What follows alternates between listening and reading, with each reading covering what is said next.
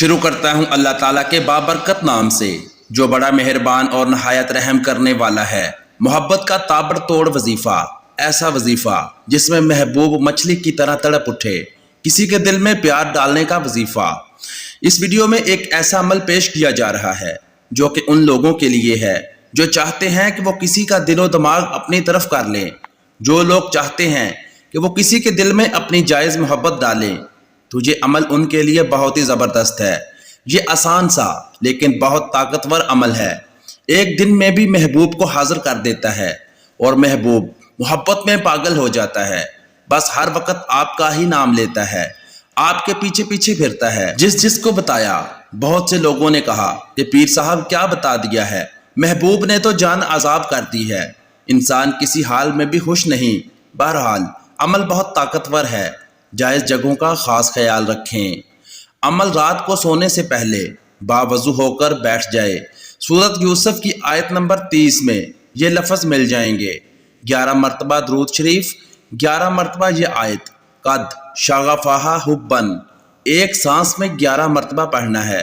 لمبی سانس لیں، 11 مرتبہ پڑھیں، سانس باہر نکال لیں، پھر لمبی سانس لیں اور 11 مرتبہ پڑھیں، پھر تیسری سانس میں بھی 11 مرتبہ، اسی طرح 11 سانسوں میں 11 مرتبہ پڑھنا ہے۔ محبوب کا تصور دھیان میں رکھیں، آخر میں پھر درود شریف 11 مرتبہ پڑھیں۔ روزانہ وقت اور جگہ ایک رکھیں، سب کو عام اجازت ہے۔ اس کا دوسرا طریقہ یہ ہے، آپ وضو بنا کر اپنے بستر پر لیٹ جاؤ اور اپنے محبوب کا تصور کر کے اس عمل کو پڑھو۔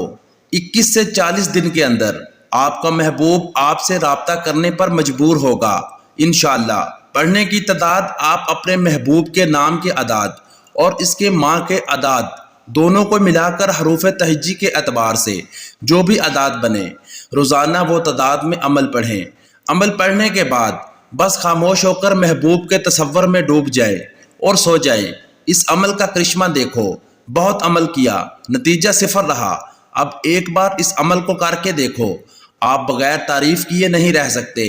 آپ لاکھوں روپیہ لٹا کر بھی ایسا انمول عمل نہیں پا سکتے جو آج آپ کو مفت میں بتایا ہے۔ جو بھی کامیابی حاصل کرے، میرے ماں باپ کے حق کے اندر دعا کرے۔